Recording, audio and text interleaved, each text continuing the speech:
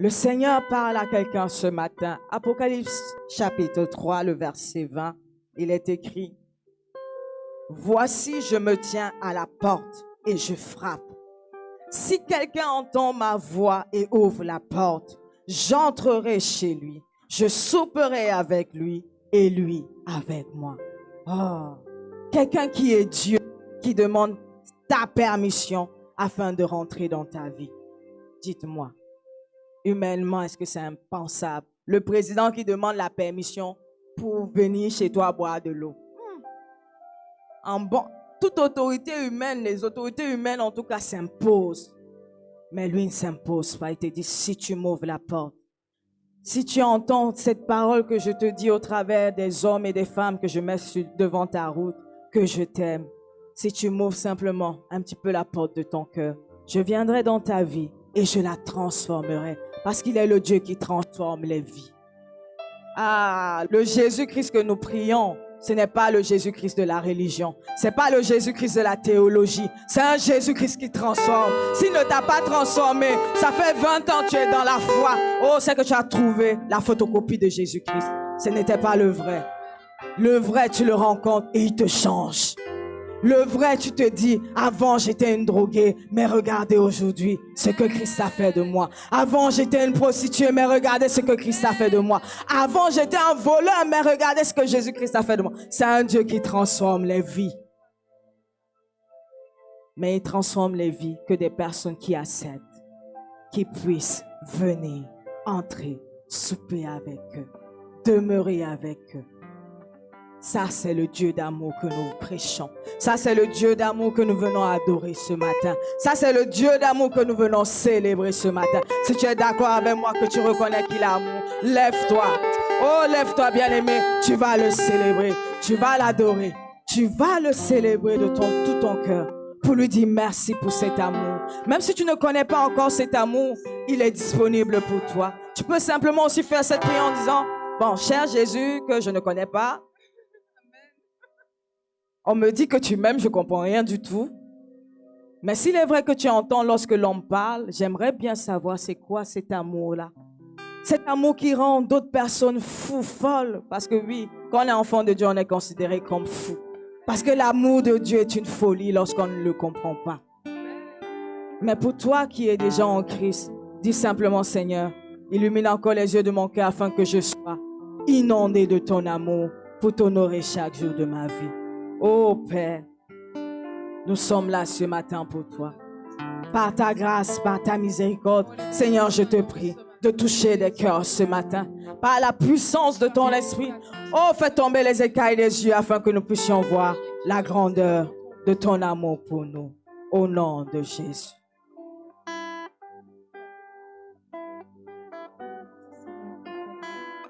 Merci Seigneur pour cet amour que tu as envers moi. Peu importe ce que je peux faire, Seigneur, tu le fais de moi. Je te remercie pour cet amour.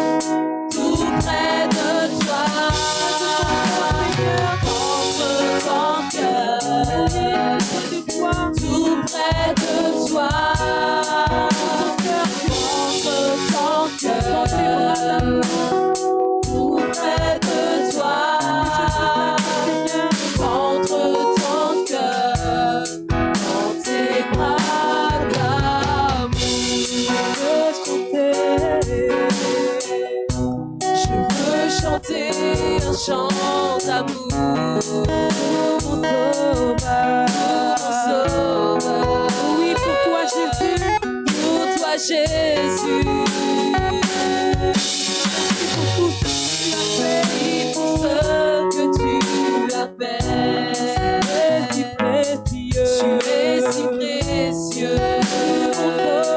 Jésus, mon sauveur. Je suis heureux. Tu m'as donné ton nom. Je ne veux pas être ailleurs. Dans tes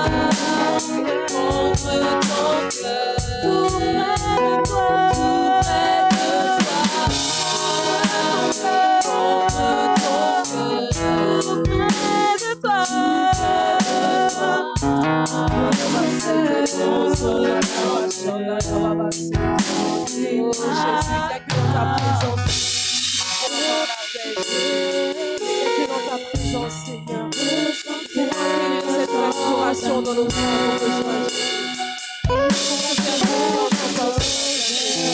C'est pour toi, Jésus. Pour toi, Jésus. Merci pour tout ce que tu fais dans ma vie. Tout ce que tu as fait. Tu es si précieux. Jésus, mon sauveur. Jésus, mon sauveur.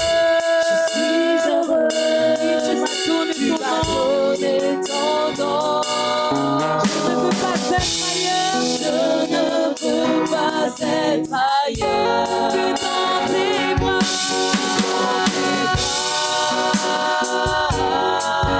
D'amour. Oui, dans tes bras.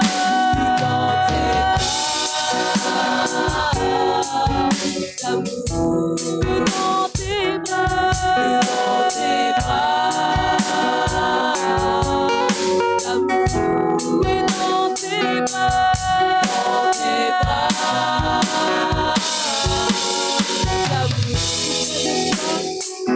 Près de toi,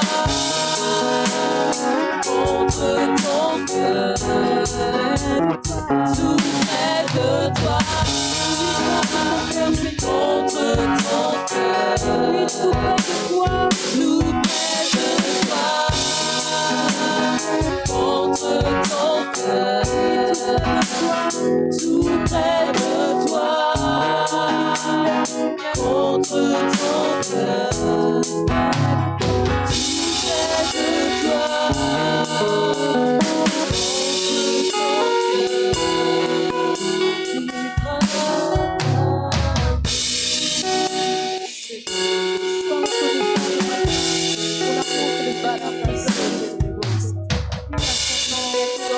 Seigneur, nous pouvons acquérir cet amour inconditionnel parce que tu nous aimes sans intérêt, Jésus. Peu importe les choses, Seigneur. Oh, comment ne pas s'élever, Jésus, pour cet amour si profond, éternel. Sois glorifié, éternel. Le Dieu rempli de compassion, sois élevé. Le Dieu rempli d'amour, sois glorifié. Le Dieu rempli de fidélité, sois glorifié. Qui est comparable à toi, Yeshua? Oh, merci pour ta présence, Père.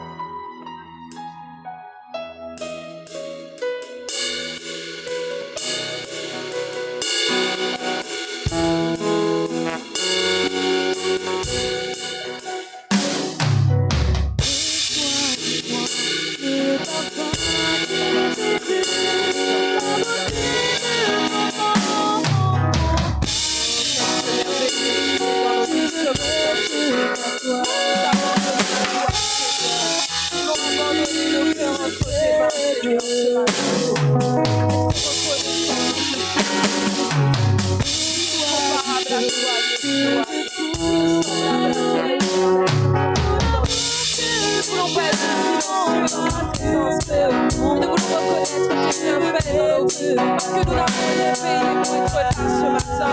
Mais dans ta grâce et de ton amour, tu nous attires ce matin, Jésus. Sois glorifié. Sois le parfum qui t'est dû. Oui, la beauté de ton nom en mon âme est perdue. Je veux n'être qu'à toi. Oui, mon Jésus, je t'aime. Jésus, je t'aime.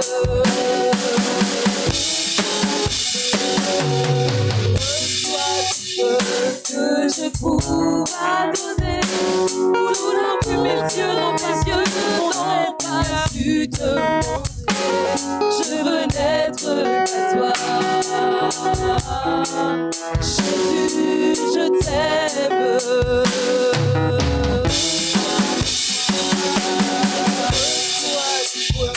Le parfum qui t'est dû, la beauté de ton nom en mon âme est perdue. Je veux n'être qu'à toi. Jésus, je t'aime. Reçois du feu que je trouve à donner, tout l'amour que mes yeux n'ont pas su te montrer. Je veux n'être qu'à toi. Jésus, je t'aime. Rien n'est plus beau que ton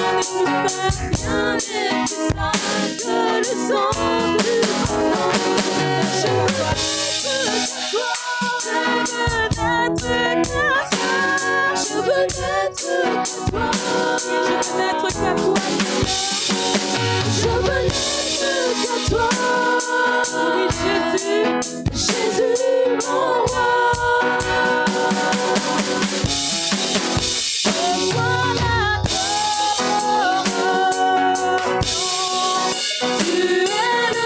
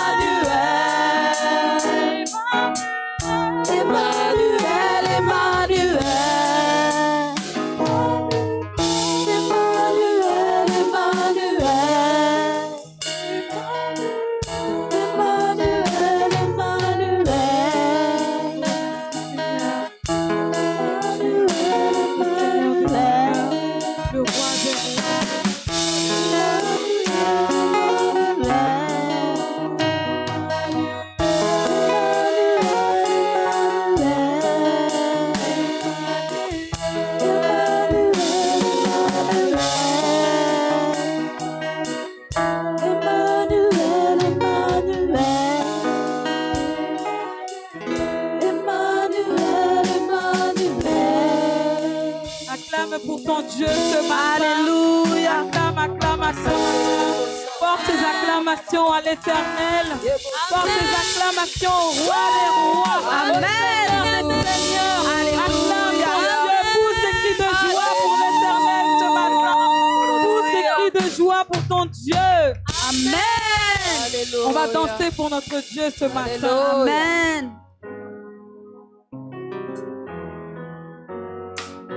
Hosanna. Hosanna, Hosanna. Hosanna, Hosanna. Hosanna, Hosanna. Hosanna. Ouvre les portes. Ouvre les portes au roi, au Dieu de gloire. Lançons des cris de joie. Pousse des cris de joie. Laissons jaillir un chant de victoire. Hosanna, Hosanna, Hosanna. Ouvrons les portes au roi. Ouvrons les portes au roi, au Dieu de gloire. Lançons des cris de joie. Laissons jaillir un chant de victoire. Hosanna, Hosanna. Hosanna, Hosanna. Marchons ensemble. Marchons ensemble. L'ennemi tremble. Dieu est avec nous. Chassons les ténèbres. Ouvrons les portes au roi, au Dieu de gloire. Lançons des cris de Pousse joie. des cris de joie pour l'Éternel ce matin. Laissons jaillir un chant de victoire. Hosanna, Hosanna. Hosanna, Hosanna. Qui pourra taire notre prière. Dieu est avec nous. Levons sa bannière. Ouvrons les portes au roi, au Dieu de gloire. Lançons des cris de joie. Laissons jaillir un chant de victoire. Hosanna, Hosanna. Hosanna, Hosanna. Ouvrons les portes au roi. Ouvrons les portes au roi, au Dieu de gloire. Lançons des cris de joie. Laissons jaillir un chant de victoire. Hosanna, Hosanna. Hosanna, Hosanna. Qui pourra taire Notre prière. Dieu est avec nous. Dieu est avec nous. Levons sa bannière. Ouvrons les portes au roi, au Dieu de gloire. Lançons des cris de joie. Laissons jaillir un chant de victoire. Hosanna, Hosanna. Hosanna, Hosanna. Ouvrons les portes au roi. Ouvrons les portes au roi, au Dieu de gloire. Lançons des cris de joie. Laissons jaillir un chant de victoire. Hosanna, Hosanna. Hosanna, Hosanna. Dansons devant lui. Dansons devant lui, Rempli de sa vie. rempli de sa vie. Dieu est avec nous. Dieu est avec Chantons nous. sa louange. Chantons sa louange. Ouvrons les portes au roi, au Dieu de gloire. Lançons des cris de joie. Laissons jaillir un chant de victoire. Hosanna, Hosanna. Hosanna, Hosanna. Ouvrons les portes au roi. Ouvrons les portes au roi, au Dieu de gloire. Lançons des cris de joie. Laissons jaillir un chant de victoire. Hosanna, Hosanna. Hosanna, Hosanna. Ouvrons les portes au roi ce matin. Ouvrons les portes au roi, au Dieu de gloire. Lançons des cris de joie. Laissons jaillir un chant de victoire. Hosanna, Hosanna. Hosanna, Hosanna. Ouvrons les portes au roi. Ouvrons les portes au roi, au Dieu de gloire. Lançons des cris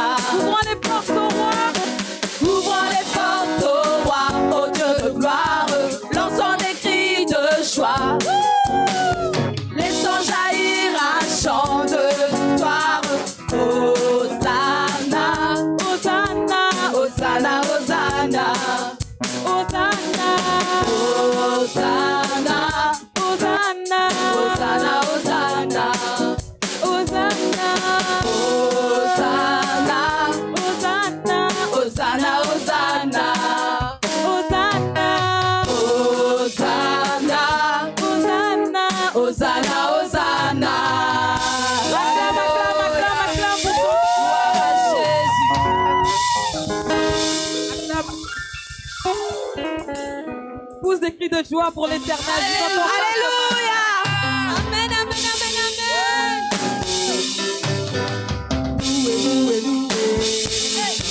Louez Jésus. Louez Jésus. Louez Jésus. Louez Jésus. Louez Jésus. Louez Jésus. Louez Jésus. Louez Jésus.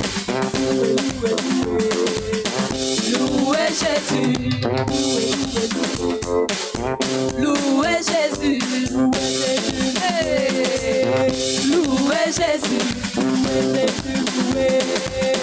Louez Jésus. Louez Jésus. Louez Jésus. Alléluia. Amen. Acclame ton Dieu. Louez Jésus. Louez Jésus. Louez Jésus.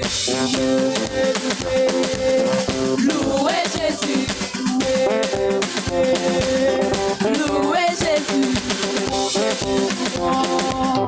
Louez Jésus. Louez Jésus. Louez Jésus ce matin.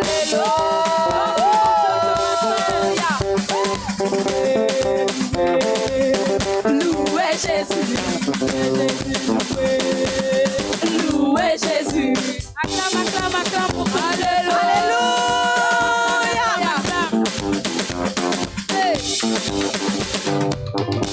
Tu peux aussi célébrer ton Dieu avec tes acclamations.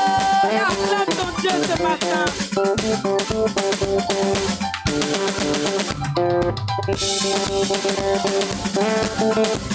Danse pour ton Dieu. Danse, danse, danse, mon frère,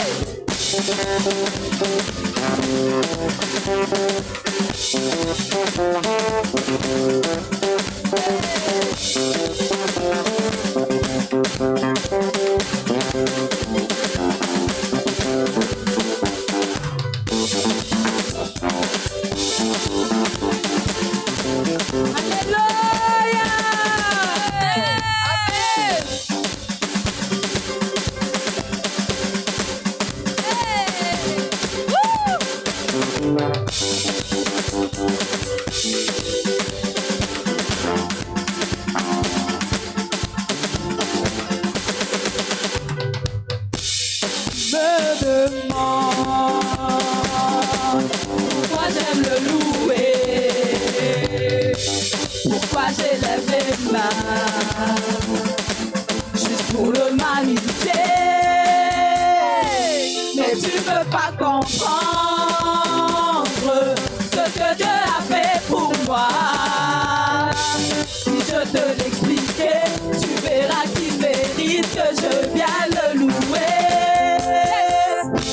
Car je n'étais rien, je n'avais rien, mais il m'a lavé avec son sang.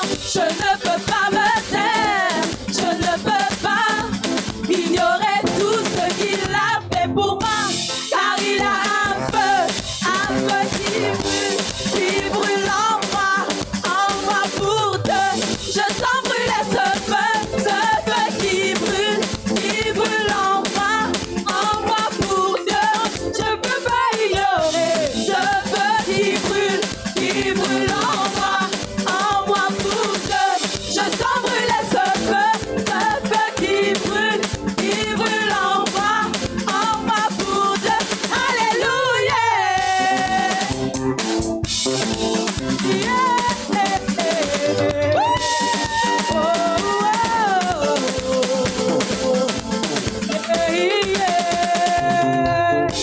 Car je n'étais rien, je n'avais rien, mais il m'a lavé avec son sang. Je ne peux pas me taire, je ne peux pas ignorer tout ce qu'il a fait pour moi. Car il a un feu qui brûle en moi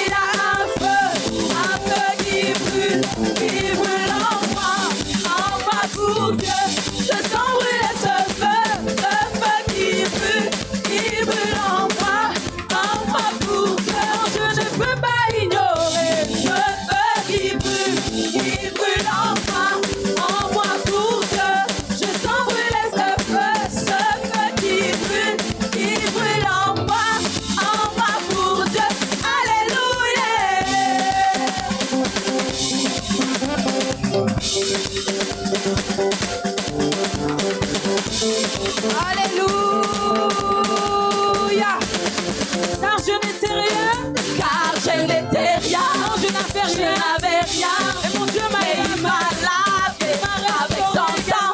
Je ne peux pas me taire, je ne peux pas ignorer tout ce qu'il a fait pour moi.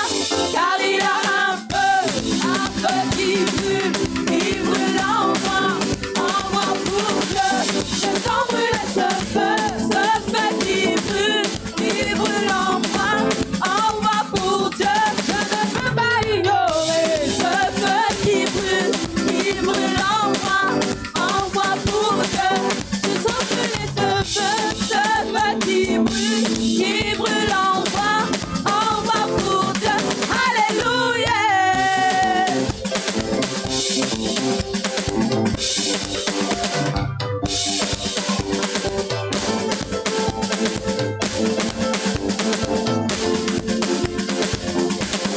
que ton feu brûle en moi, que ton feu ne s'éteigne pas, non, que ton feu brûle en moi. que ton feu Brûle en moi, que ton feu ne s'éteigne pas, non, que ton feu brûle en moi. que ton feu Brûle en moi, que ton feu ne s'éteigne pas, non, que ton feu brûle en moi.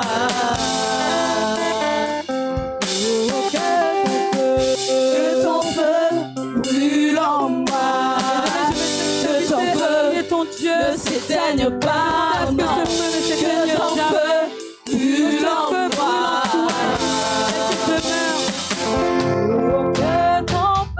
Que ton feu brûle en moi, que ton feu ne s'éteigne pas, non, que ton feu brûle en moi.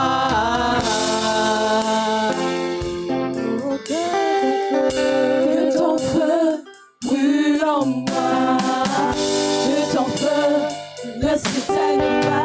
Élève le nom de ton Dieu, Que ton feu brûle en moi. Que ton feu brûle en moi. Que ton feu ne s'éteigne pas, non. Que ton feu brûle en moi.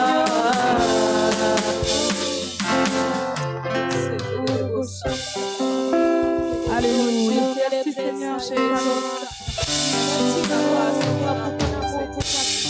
Merci Père pour ta fidélité. Oh, le Dieu rempli de compassion. Gloire à l'agneau. Merci Seigneur. Sois glorifié, Jésus.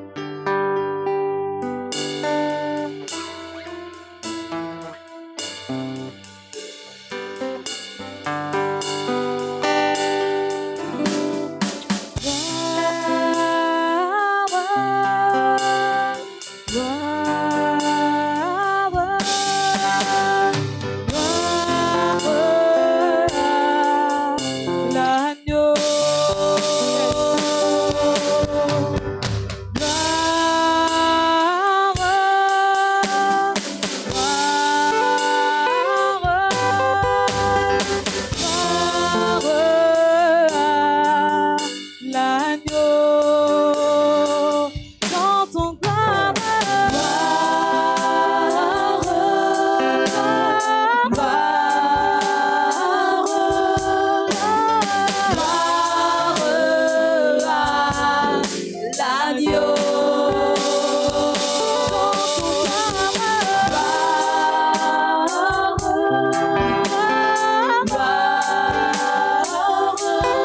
Oui, gloire à l'agneau.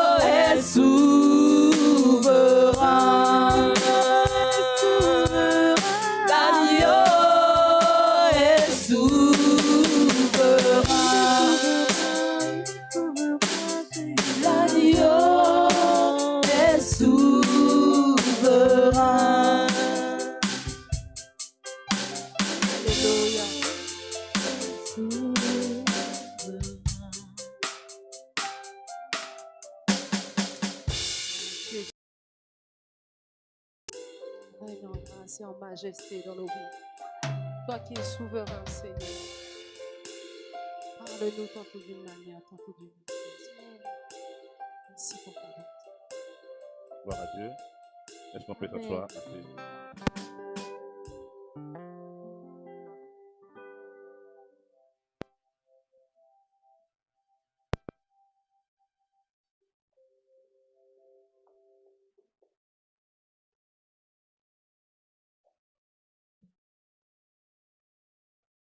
Amen.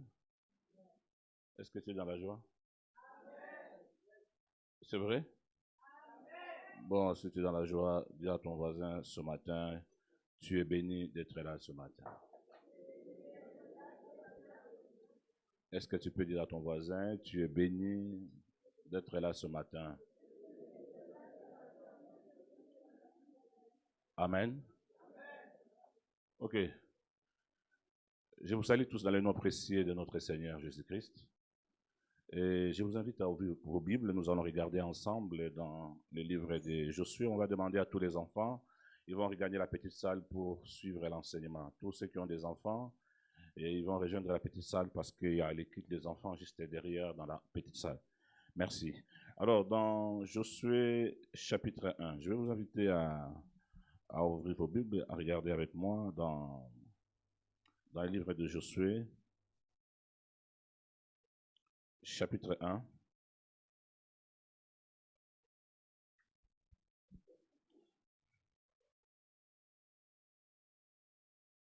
Jusqu'au verset 9. Josué, chapitre 1. Nous allons commencer à partir du premier verset et nous allons nous arrêter au verset 9. Josué, chapitre 1, à partir du premier verset, et nous allons nous arrêter au verset 9. Je proclame la parole de Dieu.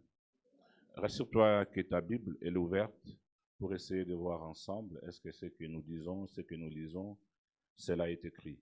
C'est important d'avoir la Bible ouverte pour essayer de voir ensemble avec nous. Regardez ce qui est écrit dans Josué, chapitre 1, à partir du premier verset. Après la mort de Moïse, serviteur de l'Éternel, l'Éternel dit à Josué, fils de Nun, serviteur de Moïse, Moïse, mon serviteur, est mort. Maintenant, lève-toi, passe ce Jourdain, toi et tous ces peuples, pour entrer dans le pays que je donne aux enfants d'Israël. Tout lieu qui foulera la plante de votre pied, je vous le donne, comme je l'ai dit à Moïse. Vous aurez pour territoire depuis le désert et le Liban jusqu'au grand fleuve, les fleuves d'Ephrata, tous les pays des Essiens, jusqu'à la grande mer vers le soleil couchant. Nul ne tiendra devant toi tant que tu vivras. Je serai avec toi comme j'ai été avec Moïse. Je ne te délaisserai point, je ne t'abandonnerai point. Fortifie-toi et prends courage, car c'est toi qui mettras ces peuples en possession du pays que je jurerai à leur père de leur donner. Fortifie-toi seulement et aie bon courage en agissant fidèlement selon toute la loi que Moïse, mon serviteur, t'a prescrite. Ne t'en détourne ni à droite ni à gauche, afin de réussir dans tout ce que tu entreprendras. Que ce livre de la loi ne s'éloigne point de ta bouche, médite les jours et nuits, pour agir fidèlement selon tout ce qui est écrit, car c'est alors que tu auras des succès dans tes entreprises. C'est alors que tu réussiras. Ne t'ai-je pas donné cet ordre? Fortifie-toi et prends courage. Ne t'effraie point et ne t'éprouvante point, car l'Éternel, ton Dieu, est avec toi dans tout ce que tu entreprendras. Que le Seigneur bénisse sa parole. Je dis que le Seigneur bénisse sa parole. Alors, ce matin, nous allons parler sur un thème dont j'avais parlé les dimanche passé. Je vous avais dit, nous allons commencer un nouveau thème dont nous allons parler ce matin sur le plan de Dieu. Nous voulons vivre l'équilibre. Parce que si ta vie est déséquilibrée, c'est pas bon. Tout excès nuit. C'est ça dans Proverbes, chapitre 29, le verset 18 nous dira, quand il n'y a pas de révélation, le peuple est sans frein. C'est-à-dire que quand il n'y a pas de révélation, la Bible dit, quand il n'y a pas de révélation, le peuple est sans frein. Mais il ajoute au verset 19 des Proverbes, verset 18, pardon, du chapitre 29 des Proverbes, il ajoute ceci en disant, errer s'ils observent la loi. C'est-à-dire que quand j'ai la révélation, j'agis en fonction de ce que Dieu me dit, mais si je n'ai pas de révélation, j'agis en fonction de ce qui est écrit dans la parole de Dieu. C'est ça l'équilibre, en fait. Alors, nous avons commencé notre première étape, nous avons parlé sur la parole. Notre deuxième étape, nous avons parlé par rapport au monde. Troisième étape, il était question d'autorité. Et quatrième étape, nous venons de finir, on a parlé sur le travail de Dieu dans ma vie personnelle. Comment Dieu travaille dans ma vie personnelle. Comment Dieu fait des choses dans ma vie personnelle. Maintenant, quand Dieu travaille dans la vie d'une personne, cette personne peut entrer facilement dans le plan de Dieu. Mais par contre, ce matin, ce que j'aimerais partager avec vous rapidement, ce matin, comment reconnaître si je suis dans le plan de Dieu. Parce que chacun se pose la question. C'est quoi le plan de Dieu? C'est quoi le plan de Dieu par rapport à ma vie? C'est quoi le plan de Dieu par rapport à mes études? C'est quoi le plan de Dieu par rapport à mon foyer? C'est quoi le plan de Dieu par rapport à mon mariage? C'est quoi le plan de Dieu par rapport à ma vie professionnelle? C'est quoi le plan de Dieu par rapport à mes projets? C'est-à-dire qu'il y a des questions que les enfants de Dieu se posent. Il y a des gens qui se posent des questions en disant, est-ce que vraiment je suis dans le plan de Dieu? Il y a des gens qui se posent déjà des questions. Alors ce matin, nous allons essayer de voir ensemble comment reconnaître si je suis dans le plan de Dieu. Parce qu'il y a des gens qui sont dans le plan de Dieu, mais il y a des gens qui ne sont pas dans le plan de Dieu. Ça dépend dans quel domaine et dans quel aspect de ta vie. Dans la lumière des Écritures, nous allons essayer de voir ce matin si tu es dans le plan de Dieu par rapport à tes études ou bien par rapport à ce que tu veux faire.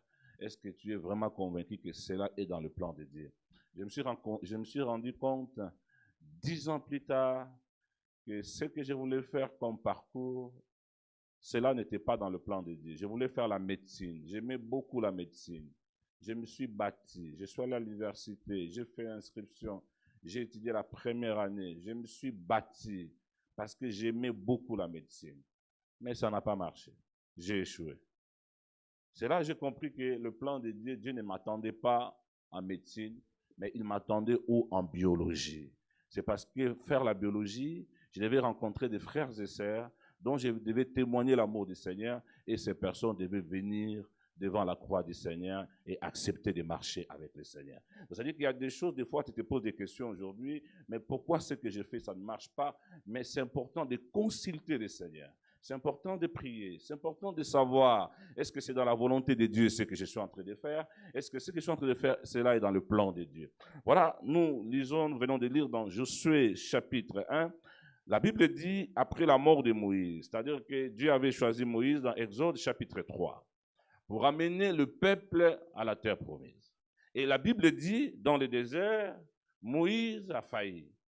Les enfants d'Israël, chaque fois ils avaient soif, au lieu de demander à Moïse tout simplement en disant « Moïse, donne-nous à boire », ils étaient prêts à lapider Moïse.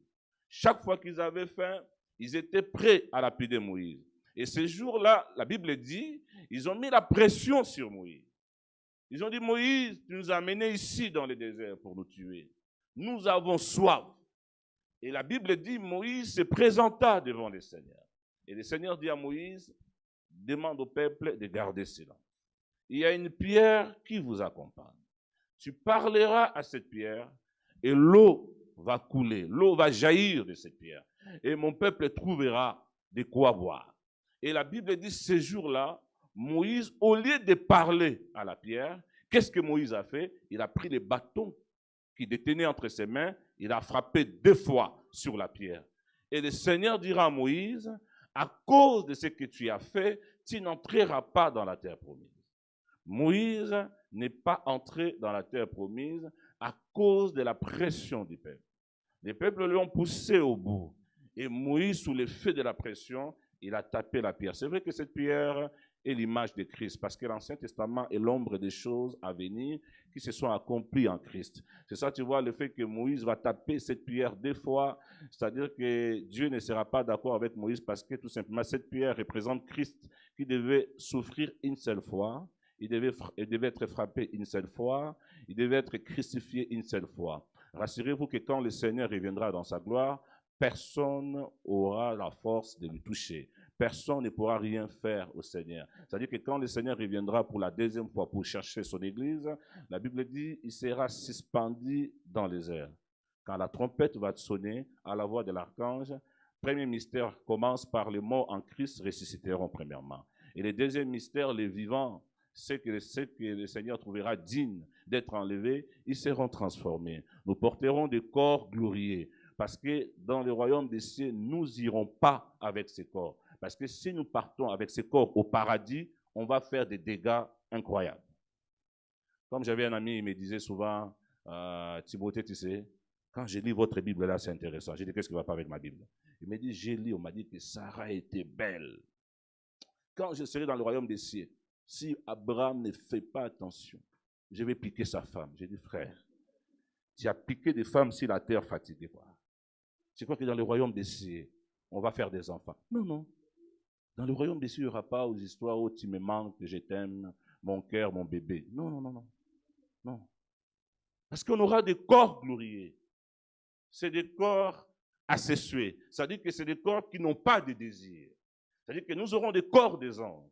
Les corps, nous allons porter des corps, les épîtres nous expliquent, c'est des corps glorieux, c'est-à-dire que des corps où nous serons là pour dire merci Seigneur, alléluia, gloire à Dieu. Nous allons célébrer le nom du Seigneur matin, midi, soir. Mais ceux qui ne vont pas être enlevés, ils ne pourront pas porter ces corps. C'est ça, tu vois, dans le royaume des cieux, on n'aura plus de soucis.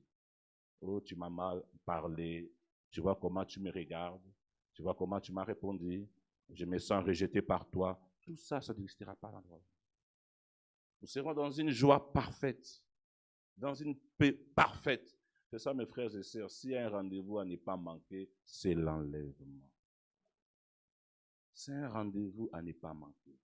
L'Église n'est pas là pour attendre que la COVID s'arrête. Non. L'Église n'est pas là pour attendre que l'économie mondiale, la courbe de la croissance de l'économie mondiale augmente. Non. L'Église attend le retour de notre Seigneur Jésus-Christ. C'est ça, tu vois, le message que nous vous apportons. Nous voulons vous préparer à la rencontre du Seigneur Jésus-Christ. Et que si le Seigneur revenait ce soir ou bien un de ces matins, que nous soyons au rendez-vous. Regardez ce qui se passe.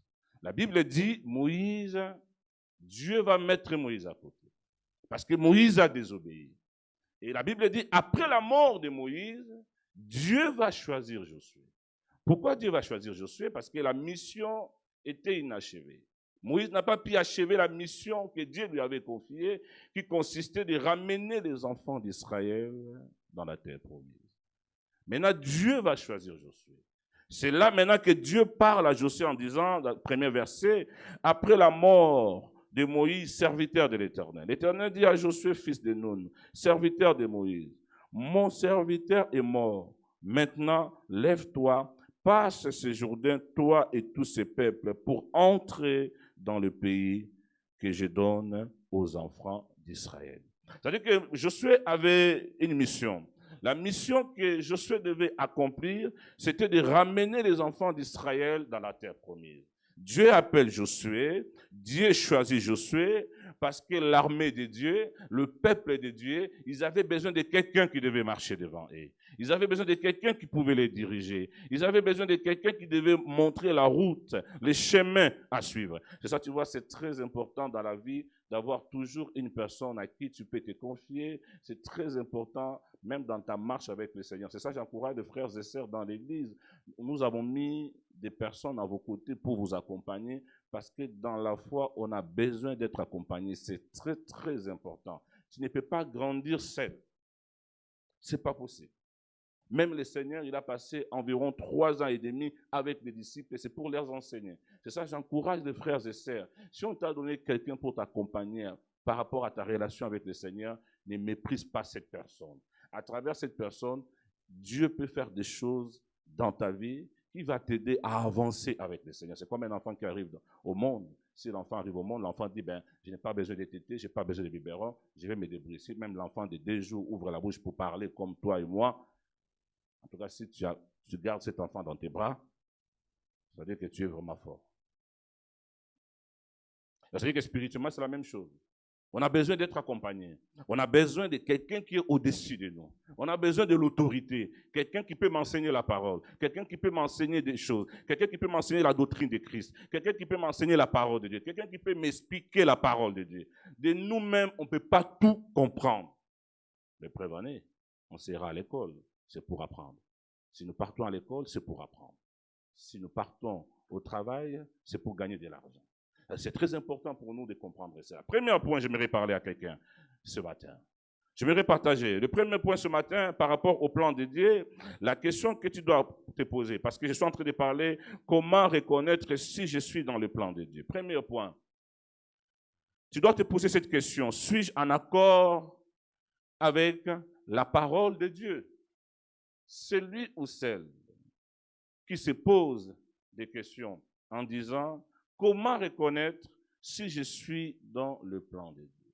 La première question que tu dois te poser tous les jours de ta vie, quand tu fais quelque chose, quand tu marches avec le Seigneur, quand tu avances avec le Seigneur, la question que tu dois te poser, suis-je en accord avec sa parole? Est-ce que ce que Dieu dit dans sa parole, est-ce que toi tu es d'accord avec? Ce qui est écrit dans ta Bible, est-ce que tu es d'accord avec? Ce que le Seigneur te dit par rapport à sa parole, est-ce que tu es d'accord? Parce que celui qui est dans le plan de Dieu, celui qui marche avec Dieu, c'est celui qui est d'accord, il est en accord avec Dieu par rapport à la parole. Si tu es en désaccord avec Dieu par rapport à la parole, tu n'es pas dans son plan. Parce que pour mieux comprendre, pour bien comprendre les plans de Dieu, on a besoin de la parole de Dieu. Sans la parole de Dieu, on ne peut pas comprendre le plan de Dieu dans notre vie. Ce matin, j'aimerais dire à quelqu'un, Dieu a un plan sur ta vie. Tu es d'accord avec moi? Est-ce que tu es d'accord avec moi? Comme nous sommes là, chacun de nous, Dieu a un plan. Dis à ton voisin, Dieu a un plan sur ta vie. Dis-lui, Dieu a un plan sur sa vie. Comme nous sommes assis, chaque aspect de ta vie, Dieu a un plan. Même les études que tu fais, Dieu a un plan. Même le travail que tu fais, Dieu a un plan. Dans tous les aspects de ta vie, Dieu a un plan. Mais maintenant, la question qu'on doit se poser, comment reconnaître ces plans? Comment faire pour reconnaître si je suis dans le plan de Dieu? Parce qu'il y a le plan de Dieu, mais il y a aussi le plan des hommes. Le plan des hommes, c'est ce que toi tu décides de réaliser. Le plan des hommes, c'est ce que toi tu décides de faire. Mais par contre, le plan de Dieu, ce n'est pas ce que toi tu décides d'accomplir. Maintenant, comment reconnaître si je suis dans le plan de Dieu? La première question, je me suis dit, on doit se poser la question en disant, suis-je en accord avec sa parole? C'est-à-dire que chaque fois que tu lis la parole de Dieu, est-ce que tu es convaincu que tu es en accord avec cette parole que tu médites? Est-ce que tu es en accord avec cette parole que tu écoutes? Parce que si tu es en désaccord avec la parole de Dieu, c'est-à-dire que tu n'es pas dans le plan de Dieu. Chaque fois que le Seigneur te donne un verset de la Bible, chaque fois que Dieu te parle à travers sa parole, chaque fois que Dieu te révèle des choses, si tu entres en contradiction par rapport à ce qui est écrit, c'est-à-dire que tu n'es pas dans le plan de Dieu. Moi, j'ai vu quelqu'un qui me dit, par exemple, il me dit, mais pasteur, c'est vrai, la Bible dit on doit se marier seulement avec des personnes qui sont dans le Seigneur. En tout cas, moi, je ne crois pas à ça. Moi, je préfère me marier avec un non-converti et par la suite, une non-convertie, pardon. Par la suite, je vais moi-même faire les restes. C'est-à-dire que le moment où il part se marier avec cette fille qui est dans le monde, qui ne connaît pas le Seigneur, il n'est pas dans le plan de Dieu. Il est en désaccord par rapport à la parole de Dieu. Même si vous dites Amen, moi j'ai dit Amen pour la gloire de Dieu. Il est en désaccord. Il y a des choses que nous faisons, nous avons cette conscience que ce que j'ai fait, ce n'est pas bien. Mais tu fais le choix de le faire. C'est-à-dire que tu n'es pas en accord avec la parole de Dieu. Tu es en désaccord avec la parole de Dieu. Or, quand tu es en désaccord, par exemple, quand quelqu'un est dans la rébellion, il est en désaccord. Quand quelqu'un vit dans la désobéissance, il est en désaccord. Quand tu ne fais pas ce que le Seigneur te demande par rapport à sa parole, ça veut dire qu'il y a quelque chose qui ne va pas. Tu ne peux pas vivre le plan de Dieu si tu es en opposition à sa parole. Tu ne peux pas vivre le plan de Dieu si tu mets la parole de Dieu à côté. Même si tu n'as pas les yeux spirituels pour voir, qu'est-ce qui va arriver demain? Même si tu n'as pas des oreilles spirituelles pour entendre, qu'est-ce que le Seigneur te demande de faire? Tant que tu fais confiance à la parole de Dieu, tu es dans son plan. Tant que tu es d'accord par rapport à ce qui est écrit, sache que tu es dans le plan de Dieu. Et ça, tu vois, rien ne peut remplacer la parole de Dieu. La Bible dit que le ciel et la terre passeront, mais la parole de Dieu ne passera pas.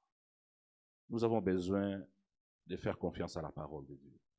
Comme j'enseigne souvent, il y a 3 autorités importantes dans la vie d'un enfant de Dieu. Il y a l'autorité de la parole, il y a l'autorité de Christ dans notre vie, il y a l'autorité du Saint-Esprit dans notre vie. C'est lui qui accepte l'autorité de la parole de Dieu, parce qu'il y a des gens qui disent que non, la parole de Dieu que vous lisez là, ce sont des blabla et ce sont des hommes qui ont écrit. J'ai beaucoup aimé ce que 1 Timothée dit. Regardez ce que 1 Timothée dit. Regardez avec moi. Regardez. 2 Timothée. 2 Timothée.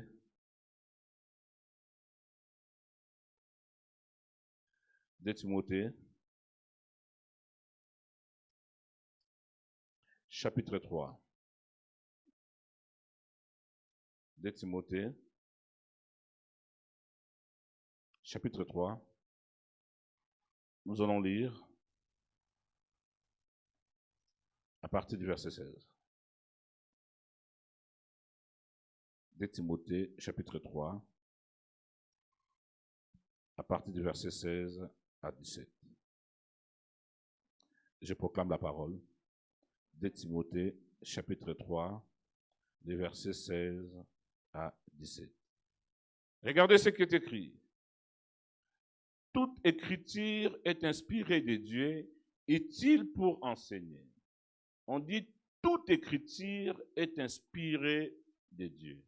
C'est-à-dire que la Bible que tu as entre tes mains, cela a été inspiré de Dieu. La Bible dit toute écriture est inspirée de Dieu et utile pour enseigner. C'est-à-dire que la Bible que tu as, la parole de Dieu que tu écoutes tous les jours, l'objectif de la parole de Dieu que tu reçois, le Seigneur veut que tu sois enseigné. Pas enseigné par rapport à notre mentalité, pas être enseigné par rapport à ce que nous voyons autour de nous. Le Seigneur veut que nous soyons enseignés par rapport à ce qui est écrit dans sa parole. C'est ça. Timothée dira, toute écriture est inspirée de Dieu, utile pour enseigner, pour convaincre. Parce que forcément, dans notre naturel, dans notre façon de voir des choses, nous avons toujours des points de vue qui entrent en désaccord avec la parole de Dieu. Nous avons notre façon de voir des choses. Comme nous sommes assis ce matin, chacun de nous a sa façon de voir des choses. Ça, tu vois, ce qui fait la force des enfants de Dieu, ce n'est pas notre façon de voir des choses, mais ce qui fait la force des enfants de Dieu, c'est l'amour de Christ manifesté sur la croix pour nous. Parce que si nous sommes assis ce matin, c'est parce qu'il y a un homme qui est mort sur la croix. Il a été ressuscité le 3e jour et il a déversé cet amour dans nos cœurs. Et ce qui fait que malgré nos origines, nos compréhensions, ce que nous sommes, nous acceptons de s'asseoir, parler, prier ensemble, parce que l'amour du Seigneur est au centre de nos cœurs, en fait. Parce que si la vie chrétienne, chacun devait marcher comme il pense, en tout cas, la vie chrétienne devait être une vie la plus compliquée. Ça, tu vois, la vie chrétienne, nous ne marchons pas comme nous le pensons, mais nous marchons par rapport à ce qui est écrit dans la parole de Dieu. Ça, tu vois, Timothée dit, toute écriture est inspirée de Dieu, utile pour enseigner. La parole de Dieu, elle est là pour t'enseigner. La parole de Dieu, elle est là pour t'expliquer. Qu'est-ce que le Seigneur attend de toi? La parole de Dieu est là pour t'expliquer. Qu'est-ce qui s'est passé dans le passé, dans le présent et dans le futur? Qu'est-ce qui va arriver? La parole de Dieu, elle est là pour te montrer des choses que tu ne comprends pas, dont tu n'es pas informé ni au courant. Donc, ça veut dire qu'un enfant de Dieu qui met la parole de Dieu à côté, cet enfant de Dieu ne peut pas grandir. Ça, tu vois, Timothée dit, toute écriture est inspirée de Dieu, utile pour enseigner, pour convaincre. Forcément, tu n'es pas d'accord avec la parole de Dieu, mais quand tu écoutes la parole de Dieu, le Saint-Esprit est là. Ce que j'aime avec le Saint-Esprit, quand tu écoutes la parole de Dieu, le Saint-Esprit peut te convaincre à accepter cette vérité. Christ dira, je suis le chemin, la vérité et la vie. Celui qui a Christ a la vérité. Celui qui accepte de suivre Christ, il a la vérité. Mais celui qui rejette Christ, rejette la vérité. Voilà pourquoi il dira pour enseigner, pour convaincre, pour corriger. Parce qu'étant hommes, nous sommes imparfaits, nous sommes faillibles. Nous commettons des erreurs. Il y a des caractères en nous qui ne glorifient pas Dieu. Il y a des comportements en nous qui ne glorifient pas Dieu. Il y a une façon de faire en nous que Dieu n'est pas d'accord. Maintenant, quand tu écoutes la parole de Dieu, il faut que la parole de Dieu te touche. Quand tu écoutes la parole de Dieu, il faut que la parole de Dieu te corrige. C'est ça, vous avez l'impression, il y a des dimanches, des fois, tu es assis à l'église, tu écoutes les prédicateurs prêcher, tu dis, mon Dieu, mais ces prédicateurs, ils m'ont vu ou bien comment? Pourquoi tous ceux qui disent ce matin, il est en train de parler de moi? Parce que la parole de Dieu est là pour te corriger aussi. Je me rappelle, le dimanche passé, on a parlé ici sur l'orgueil, le poison mortel. J'ai vu beaucoup de personnes, ils sont venus me voir pour me dire, tu nous as attristés ce matin. Je dis pourquoi? Il dit, tu as parlé de l'orgueil. Il dit, même les pasteurs aussi sont concernés. Tout le monde est concerné. Personne n'est à l'abri de l'orgueil. Il m'a dit, vraiment, si tu continues à prêcher comme ça, moi, je ne vais plus revenir dans cette église. Il dit, mais c'est la parole de Dieu. Mais c'est la parole de Dieu. La parole de Dieu est là pour nous corriger. Si tu reconnais que tu es orgueilleux, va devant le Seigneur, dis, Seigneur, fais-moi petit. Accorde-moi l'humilité. Quand tu commences à accepter la parole, il ne faut pas dire, tu sais, généralement les orgueilleux, même quand ils écoutent la parole de Dieu, tu vois, ils disent, cette parole-là, c'est pour ma copine. Pasteur, continue. Elle est clean, elle est parfaite, quoi, elle n'a rien. Quand on prêche, c'est même des personnes, il dit, ça c'est pour mon mari. Papa, continue à parler. C'est-à-dire qu'elle, elle est parfaite, quoi, elle n'a rien. C'est les autres. C'est aussi une forme d'orgueil. Hein? Les pharisiens et les publicains. Hein? Les pharisiens, c'est glorifié. Hein? Je donne ma dîme, je jeûne 2 fois dans la semaine. Je ne suis pas comme le publicain à côté. Mais il s'est vanté. Mais quand les publicains ont ouvert la bouche pour parler, j'ai beaucoup aimé le premier mot il a commencé. Il a commencé en disant, Seigneur, sois apaisé. Et ceux qui ont suivi la prédication le dimanche passé, en fait, les mots apaisés en grec que cet homme a utilisé, en fait, il faisait allusion par rapport au couvercle de l'arche de l'Alliance. Or, les couvercles de l'arche de l'Alliance, c'est là où on versait le sang du sacrifice afin que Dieu soit apaisé envers les enfants d'Israël. C'est-à-dire que le verbe qu'il a utilisé là, apaiser, il a fait allusion au couvercle qu'on couvrait l'arche de l'Alliance. Et sur cette couvercle, on versait le sang du sacrifice 1 fois par année pour le pardon de tous les peuples. C'est-à-dire que c'est très important que la parole de Dieu puisse aussi nous corriger. Il faut accepter la correction. Il faut des fois, quand tu écoutes la parole de Dieu, que ça te parle. Tu sais, c'est facile, j'ai fait la théologie. Hein? J'ai fait la théologie, c'est facile de vous prêcher, de vous laisser dans un rond-point avec plusieurs directions et que chacun se débrouille. Ça, c'est facile, je peux le faire. Je peux faire une bonne dissertation. À la fin, toi-même, tu décides ce que tu veux. Mais par contre, tu ne vas jamais grandir. Il faut vraiment, quand tu écoutes la parole de Dieu, quelqu'un te dit, ah, ma sœur, arrête de mentir, ce n'est pas bien. Ce n'est pas parce qu'il te dit qu'il arrête de mentir que lui ne ment pas. Non, mais c'est la parole de Dieu. La parole de Dieu, arrêtez de mentir, ce n'est pas bien. Mais quand tu écoutes ça, s'il y a la chair en toi, il y a l'orgueil en toi, tu vas dire quoi? Ce matin, il passe le temps à juger les gens, qu'est-ce qu'ils croient? Non, mais c'est la parole de Dieu. Elle est là pour nous corriger. Mais le proverbe dit, celui qui n'accepte pas la correction, c'est-à-dire qu'il n'a pas compris le sens de la vie, en fait. La correction est très importante, surtout pour nous les enfants de Dieu. Et la Bible dit, toute écriture est inspirée par Dieu pour nous enseigner, convaincre, corriger.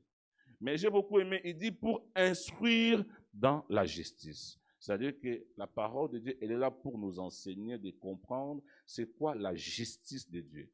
Parce qu'il y a la justice des hommes, mais il y a aussi la justice de Dieu. Moi, je préfère la justice de Dieu. En tout cas, c'est une justice qui n'a pas de défaut, quoi. C'est une justice qui est parfaite. Voilà pourquoi celui qui veut comprendre le plan de Dieu, il doit accepter les Écritures. Il doit accepter d'être enseigné. Si tu mets la parole de Dieu à côté, tu auras du mal à comprendre les plans de Dieu dans ta vie. C'est ça, quand Dieu appelle Josué, regardez ce que Dieu va dire à Josué. Quand Dieu appelle Josué, qu'est-ce que Dieu dit à Josué? Le Seigneur dit à Josué au verset 2, il dit, mon serviteur est mort. Maintenant, lève-toi, passe ce Jourdain, toi et tous ces peuples, pour entrer dans le pays que je donne aux enfants d'Israël. Tout lieu que foulera la plante de votre pied, je vous le donne comme je l'ai dit à Moïse. Donc, ça dit que le Seigneur appelle Josué, il demande à Josué de se tenir debout. Il dit, lève-toi, tu dois traverser le Jourdain. Donc, ça dit que Josué avait compris tout simplement que le Seigneur lui a choisi pour finir la mission que Moïse n'a pas pu accomplir. Parce que tout simplement, quand le Seigneur regardait Josué, le Seigneur voyait déjà Josué dans la terre promise avec tous les peuples. Quand tu es dans le plan de Dieu, tu auras la facilité d'accepter les instructions divines.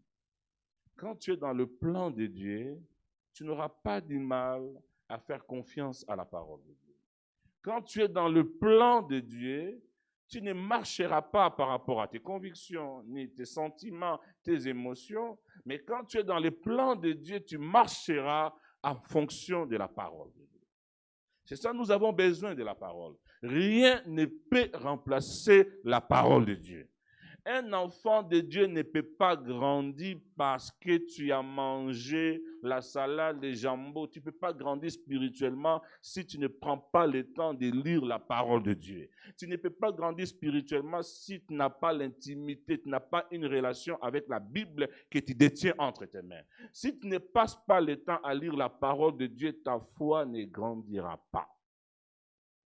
Ce n'est pas moi qui le déclare, ce n'est pas que je suis en train de bloquer la foi de quelques-uns ce matin. Non, que Dieu me préserve de ça. La foi ne peut pas grandir sans la parole de Dieu. Les miracles, c'est vrai. Les miracles impactent la foi, c'est vrai. L'onction impacte la foi, c'est vrai. La prophétie édifie. La prophétie, ça fait du bien, c'est vrai. Mais la prophétie ne permet pas à un chrétien de grandir. L'épreuve année, combien de fois on a prophétisé sur toi? Et combien de fois tu n'es pas satisfait, tu veux toujours des prophéties? C'est ça, tu vois, quand quelqu'un croit que la prophétie, comme je vois tout le monde maintenant, ah, qu'est-ce que Dieu dit? Qu'est-ce que Dieu dit sur ma vie? Quand quelqu'un me dit, qu'est-ce que Dieu dit sur ma vie, je dis, Dieu dit, prends sa parole, médite. Et ça, c'est la vérité, hein? Dieu nous demande de méditer la parole de Dieu. Si tu veux écouter la voix du Seigneur, la voix authentique de Dieu, prends le temps avec ta Bible seulement. La Bible dit Dieu parle d'une manière tantôt d'une autre. Dieu peut te parler à travers des songes, des visions, comme Dieu peut te parler aussi à travers ta Bible. Tu ne peux pas grandir spirituellement si tu mets la parole de Dieu à côté. C'est ça, la Bible dit, la foi vient de ce qu'on entend, et ce qu'on entend vient de la parole de Christ. Tu ne peux pas grandir sans la parole de Dieu, ce n'est pas possible. Ça, tu vois, il y a beaucoup d'enfants de Dieu, ils ont la facilité de faire tout chez eux à la maison, mais ils ont du mal à ouvrir leur Bible pour la lire. Mais tu ne peux pas grandir, ce n'est pas possible. Même si tu ne comprends pas, lis seulement. Même si tu ne comprends pas, agendra, tu prends Matthieu chapitre 1, agendra. Même si tu ne comprends pas, lis seulement. Un jour, tu vas comprendre, comme moi je disais, et la fois passée dans Matthieu chapitre 1, j'ai dit, oh, merci Seigneur. J'ai lu la généalogie de Jésus-Christ fatigué. Mais ce soir-là, j'ouvre ma Bible sur la généalogie. Le Saint-Esprit se met à m'expliquer. J'ai dit, mon Dieu, la parole de Dieu fait du bien. Je tombe dans la généalogie de Matthieu, chapitre 1, le premier verset. Regardez ce que Matthieu dit. Généalogie de Jésus-Christ, fils de qui? De David. Matthieu chapitre 1, regardez. Matthieu chapitre 1. Généalogie de Jésus-Christ, fils de qui? J'avais expliqué ici que je vous parlerai sur ces trois personnes. Regardez ce que Matthieu fait. Matthieu commence, généalogie de Jésus-Christ, fils de qui? Et fils de qui? Mais Abraham et David, qui a vécu sur la terre avant l'autre? Vous êtes d'accord avec moi, c'est Abraham? Hein? Mais pourquoi il commence avec David? En principe, Matthieu devait dire généalogie de Jésus-Christ, fils d'Abraham, fils de David. Oh, la parole, c'est bien. Même quand tu ne comprends pas, lis seulement. Un jour, le Saint-Esprit va te donner l'explication. Ou bien le Saint-Esprit va se servir d'une personne, elle va enseigner sur ça, tu vas dire, mon Dieu, ce verset, je ne comprenais pas. Aujourd'hui, je comprends. Mais quand tu ne prends pas le temps de lire la Bible, tu auras du mal à comprendre les choses. Ça, tu vois, il y a beaucoup de gens, ils se disent, mais Seigneur, je vais comprendre ton plan. Vraiment, quand je regarde ma vie, j'ai l'impression que je tourne en rond. Financièrement, je tourne en rond. Seigneur, quel est ton plan dans ma vie? Oui. Ce matin, tu vas reconnaître le plan de Dieu. La première des choses, rassure-toi que tu es en accord avec la parole de Dieu. Amen. Gloire à Dieu. Gloire à Dieu. Est-ce que vous êtes avec moi? Est-ce que vous êtes avec moi? Regardez ce que le Seigneur dit à Josué. Le Seigneur demande à Josué, il dit, lève-toi, tu vas traverser les fleuves des Jourdains, parce que Josué devait ramener les enfants d'Israël dans la terre promise. Mais ce qui m'a beaucoup attiré, ce qui m'a beaucoup interpellé par rapport à ce que Dieu demande à Josué, bon, la promesse, il a dit, tous les foulera la plante de votre pied, je vous les donne comme je l'ai dit avec Moïse. Bon, mais regardez ce qui m'intéresse. Ce qui m'intéresse, c'est le verset 6. Le Seigneur dit à Josué, fortifie-toi et prends courage, car c'est toi qui mettras ces peuples en possession du pays, que je jurai à leur père de leur donner. Le Seigneur demande à Josué une chose. C'est vrai qu'il a donné à Josué la liste des promesses, ce qu'il devait faire avec lui, ce qu'il devait accomplir dans sa vie. Mais le verset 6, le Seigneur demande à Josué de faire quoi? De se fortifier. Pourquoi le Seigneur demande à Josué de se fortifier et de prendre courage? Parce que celui qui est dans le plan de Dieu, c'est quelqu'un qui doit garder la persévérance. Celui qui est dans le plan de Dieu, c'est quelqu'un qui doit garder la persévérance. Celui qui est dans le plan de Dieu, c'est quelqu'un qui doit persévérer. Celui qui est dans le plan de Dieu, c'est quelqu'un qui doit avoir la patience. Celui qui est dans le plan de Dieu, c'est quelqu'un qui doit regarder devant. Il doit regarder en avant. Il doit regarder le Seigneur. Il doit faire confiance à Dieu. Mais ici, le Seigneur demande à Josué de se fortifier. C'est-à-dire qu'il est question de la responsabilité personnelle. Josué devait se fortifier et prendre courage. Et Josué connaissait bien, il savait bien qui sont les enfants d'Israël. Il sait bien que si Moïse n'est pas entré dans la terre promise, c'est à cause des enfants d'Israël. Alors, Josué était convaincu et il savait, il a affaire à qui? Il savait un peu le peuple. Et voilà pourquoi le Seigneur demande à Josué en disant, fortifie-toi et prends courage. C'est toi qui mettras ces peuples en possession du pays que je jurai à leur père de leur donner. Il avait juré avec qui? Il avait juré avec Abraham, en fait. Leur père, il est question d'Abraham. Il avait juré avec Abraham parce que la prophétie a commencé avec Abraham. Dieu a parlé à Abraham en disant, Abraham, je donnerai à ta descendance une terre où ils vont se réjouir, ils seront en paix. Et Dieu a dit à Abraham, ta descendance sera esclave pendant 4 siècles, c'est-à-dire pendant 400 ans. Et cette prophétie est accomplie quand? Ce n'est pas avec Abraham que cette prophétie est accomplie. Cette prophétie est accomplie avec Jacob. De Abraham à Jacob, il y a combien de générations? Qui connaît dans la salle? De Abraham à Jacob, il y a combien de générations? Hein? Pardon? Je n'ai pas bien compris. Une seule génération? Non. Non, Ismaël. Ce n'est pas une seule génération. Ah, Seigneur. Si je pose la question, quel est le film le plus suivi actuellement? Je crois que on aura quand même des réponses. Hein? Ça prouve que nous ne lisons pas la Bible. De Abraham. Vous savez, moi j'aime bien mes amis bouddhistes et musulmans. Surtout les témoins de Jéhovah. Ils maîtrisent ce qu'ils disent. Mais les chrétiens ne maîtrisent même pas la Bible. C'est parce que nous ne lisons pas tout simplement. Si on ne lit pas la Bible, on ne peut pas comprendre. C'est facile d'accepter tout. Hein. On peut nous faire accepter tout. Si on n'a pas la connaissance. Si quelqu'un trouve le fait cadeau de ma Bible, d'Abraham à David, ça fait combien de temps?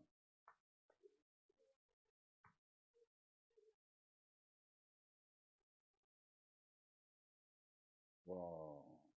C'est vrai ça. Regardez. Regardez ce que je vais vous expliquer ce matin. Regardez ce que Dieu va faire. Dieu va accomplir cette promesse avec qui? Avec Jacob. Jacob va se retrouver en famine. Il va envoyer ses enfants en Égypte pour aller chercher la nourriture. Là, son fils Joseph, qui est vivant, qui devient premier ministre en Égypte. C'est là que cette prophétie va s'accomplir. C'est-à-dire que ces jours-là, Joseph va envoyer les chars de Pharaon, parce qu'il aura l'avis favorable de Pharaon, de ramener toute sa famille en Égypte. Et ils vont entrer en Égypte. J'avais dit ça dans la nuit de prière ici. Ils étaient entrés, que Dieu bénisse Papa Daniel, qui est allé même faire des recherches quand j'ai parlé ici à la nuit de prière. Ils étaient entrés en Égypte, ils étaient au nombre de 70 seulement. Quand ils se sont retrouvés en Égypte, Jacob, ils étaient à 70. Mais en sortant de l'Égypte, ils ont passé d'abord 430 ans, je crois. Oui, ils ont fait 430 ans en Égypte. Oui, 430 ans, oui. 20, 30, non, c'est 400. 420? 430 ans. Ok, merci beaucoup de m'aider. Ils ont fait 430 ans dans le désert. Or, Dieu les avait dit, ils devaient faire 400 ans. Mais là, dans le désert, en Égypte, pardon, ils ont fait 430 ans. C'est là maintenant, cette prophétie sera accomplie. Dieu va maintenant délivrer les enfants d'Israël de l'Égypte pour les amener maintenant à la terre promise. La prophétie, la promesse faite à Abraham, c'est là maintenant que cela va s'accomplir. C'est dans le désert, quand Moïse va mourir, Dieu va choisir maintenant Josué pour continuer la mission. Or, Josué avait quelque chose en lui. Si vous lisez bien les chapitres, le Seigneur n'arrête pas de dire à Josué de se fortifier. C'est-à-dire que Josué avait quelque chose en fait en lui. Le Seigneur lui dit, fortifie-toi et prends courage. C'est-à-dire que celui ou bien celle qui est dans le plan de Dieu, en tout cas, tu as besoin de te fortifier toi-même. En tout cas, tu as besoin de te fortifier toi-même.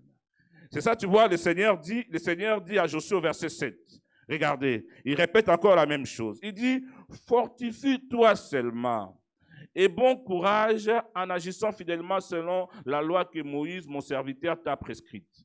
Ne t'en détourne ni à droite ni à gauche, afin de réussir dans tout ce que tu entreprendras. Pour que Josué réussisse, là où Moïse a échoué, le Seigneur demande une seule chose à Josué, de prendre le temps d'observer la loi de Dieu. C'est ça, tu vois, au verset 8, c'est un verset que j'aime beaucoup. Il dit que ce livre de la loi ne s'éloigne point des tables. Deuxième principe, ou bien le deuxième point. C'est-à-dire que celui qui veut reconnaître si je suis dans le plan de Dieu, celui qui veut reconnaître si je suis dans le plan de Dieu, il doit se poser cette question. Suis-je en amitié avec l'amour du monde? C'est la question que tu dois te poser. Parce que l'amour du monde ne marche jamais avec le plan de Dieu. Non. C'est ça, vous allez vous rendre compte, toutes les personnes qui ont laissé l'amour du monde dominer leur vie, ils sont passés à côté des plans de Dieu. Vous savez, les plans de Dieu par rapport à la vie de Jacob, c'était quoi? Quand ils étaient même dans le ventre, Dieu avait choisi qui? Il avait choisi qui? Jacob. Quand ils étaient encore dans le ventre de Rebecca, la Bible dit que les deux enfants se battaient. Il y avait Ésaü et Jacob. Dieu a fait l'élection, il avait choisi qui? Jacob. Et il avait dit à Rebecca que le plus grand sera assujetti au plus petit. Mais quand le désir du monde commence à dominer quelqu'un, quand quelqu'un est dominé par sa propre volonté, qu'est-ce que Rebecca a fait? Le jour où Isaac a décidé de bénir Ésaü, le grand frère, l'aîné, parce qu'il était question de la bénédiction du premier-né. Selon leur tradition, leur coutume, un père avant de mourir, un parent avant de mourir, il doit bénir le fils aîné. Et il devait transmettre la bénédiction du premier-né. Mais qu'est-ce que Rebecca fera? Rebecca va écouter la discussion de son mari avec son fils Ésaü. Parce qu'elle était dominée par le désir de faire des choses comme elle pensait. Qu'est-ce qu'elle a fait? Elle va envoyer son fils, Jacob, de préparer un mets et de lui ramener. Il va lui expliquer comment il va se présenter devant son père pour que son père puisse le bénir. Voilà pourquoi quand quelqu'un est dominé par les désirs du monde, il aura du mal à faire des choses par rapport à Dieu. Et quand tu n'es pas dans le plan de Dieu, c'est-à-dire que tu es dans le plan de l'ennemi. Il n'y a pas d'intermédiaire. Si tu n'es pas avec le Seigneur, tu es avec le monde. Et si tu es avec le monde, qu'est-ce que Jean nous dit? Regardez ce que Jean dit. Regardez avec moi, dans Jean. Regardez ce que Jean dit. Pardon, prenons Jacques. Jacques, pardon. Mets-moi Jacques. Jacques, chapitre 4. Jacques, chapitre 4, le verset 4. Et Romains 8, le verset 7. Jacques, chapitre 4. C'est vrai que quand même c'est fort. Hein? Quand j'étais en train de méditer sur ça, j'ai dit, oh Seigneur, mon Dieu. Quand même Jacques était un peu dur. Hein? Quand vous lisez les épîtres de Jacques, vraiment, si tu n'as pas la paix, tu ne peux pas continuer à lire. Et là, comment Jacques commence le verset 4? Il dit, adultère que vous êtes. J'ai dit, oh. C'est fort de dire à quelqu'un, adultère que tu es. La personne peut rentrer en rébellion contre toi. Et je disais, c'est mon Dieu, quand même, c'est fort. Jacques dit, adultère que vous êtes, ne savez-vous pas que l'amour du monde est inimitié contre Dieu? Parce que celui qui est dans le plan de Dieu, ou bien celui qui veut reconnaître les plans de Dieu dans sa vie, rassure-toi seulement que tu es en opposition par rapport à l'amour du monde. C'est quoi l'amour du monde? La convoitise. C'est quoi l'amour du monde? La jalousie. C'est quoi l'amour du monde? L'orgueil. C'est quoi l'amour du monde? La méchanceté. C'est quoi l'amour du monde? La trahison. C'est quoi l'amour du monde? L'idolâtrie. Aimer de l'argent. Aimer sa beauté. Aimer son corps plus que même le Seigneur Jésus-Christ. Tout ça, ça fait partie de l'amour du monde. Et l'amour du monde est bien traduit dans Galates chapitre 5, le verset 23. Quand vous lisez là-bas, Galates explique bien un peu les fruits de la chair. C'est ça que dans Jean 4, il dit, adultères que vous êtes, ne savez-vous pas que l'amour du monde est inimitié contre Dieu? C'est-à-dire que Dieu ne peut pas marcher avec quelqu'un qui est encore dans le monde. Ce n'est pas possible. Comme j'ai partagé avec un frère, il s'est mis à rire. Je lui ai dit que Dieu ne travaille pas avec les orgueillés. Il dit pourquoi? Il dit si Dieu marche avec un orgueillé, comme un orgueillé, il se voit toujours au-dessus, il va réclamer le trône de Dieu comme Satan a réclamé aussi le trône de Dieu. Il voulait prendre la place de Dieu, en fait. Voilà pourquoi c'est très important pour nous de comprendre. Si tu veux reconnaître les plans de Dieu dans ta vie, rassure-toi seulement que dans ta marche avec le Seigneur, tu n'es pas ami avec le monde. On ne trouve pas le monde en toi. On ne trouve pas les choses du monde. Quand je parle des choses du monde ici, je ne parle pas des biens, les matériels qui existent. Ici, je suis en train de parler des désirs qui est lié à la chair. Parce que comme nous sommes assez, même moi qui vous parle, il y a des désirs qui sont liés à l'esprit de l'homme, mais il y a des désirs qui sont liés à notre chair. Et ces désirs qui sont liés à notre chair, si vous lisez par exemple dans Galates chapitre 5, vous lisez à partir du verset 17 jusqu'au verset 19, vous allez voir les désirs qui sont liés à la chair. Par exemple, les désirs qui sont liés à la chair, par exemple, l'impudicité, l'adultère, la convoitise, les mensonges. Il y a des chrétiens, les mensonges, même Satan dit, toi c'est plus un péché pour toi quand même. Il y a des chrétiens qui ne finissent jamais une journée sans mentir. Et des fois, ils mentent pour rien. Hein? Pour rien. Ah, frère, je ne t'ai pas vu à l'église. Oh, pasteur, j'ai travaillé. Il n'a pas travaillé, tout simplement, il a dormi, il n'a pas pu se réveiller le matin. Juste répondre, bon, je n'ai pas pu venir ce matin parce que j'étais fatigué. C'est normal, le corps est fatigué. C'est comme je vous prêche là. Je suis fatigué. On a fait plus de 6 heures de route. On sort ce matin du Calais. On est allé à Calais bénir un mariage. On est arrivé ce matin à Angers à 8 heures, presque à 8 heures du matin. On a quitté à Calais à 3 heures du matin. Ça, c'est normal. Si je n'étais pas pasteur, sincèrement, je vous dis, Seigneur, pardonne-moi ce matin. Je monte sous le lit, je dors. Ça arrive. Le corps peut se fatiguer. Mais si quelqu'un te demande pourquoi tu n'es pas venu à l'église, dis la vérité, j'ai dormi. Pas un péché, mais tu mens pour rien. Il y a des gens, il y a des chrétiens qui mentent pour rien. tout cas, celui qui a déjà fait 1 mois, 2 mois dans le Seigneur, si tu continues toujours à mentir, en tout cas, va devant le Seigneur, plaire un peu. Plaire. Les gens ne disent pas Amen. Hein? Si c'est. Mon pasteur m'avait appris que les mensonges, ça fait partir de péché de l'école de dimanche. Et quand je lui dis, pourquoi tu as dit école de dimanche? Il dit, ce sont des péchés quand quelqu'un vient de se convertir. De temps en temps, il continue à mentir. De temps en temps. Mais celui qui a fait déjà 6 mois, 1 année, 2 ans, 3 ans, 5 ans avec le Seigneur, si tu continues à mentir d'une manière perpétuelle, ça dit qu'il y a quelque chose qui ne va pas. Les mensonges, ce n'est pas une bonne chose. Dis seulement à ton voisin mensonge. Je vois, il y a beaucoup de personnes dans la salle là qui sont dérangées par les mensonges. Un jour, on va faire une prière de la repentance et c'est par rapport aux mensonges. Hein? Ça sera une confession libre. Tu te lèves seulement debout, tu dis, Seigneur, je te demande pardon, j'ai menti les mardis, mercredis, mais surtout les vendredis, les mensonges là étaient quand même graves. Ah oui, j'ai vu ça dans une église. J'ai dit, moi, je ne le ferai pas.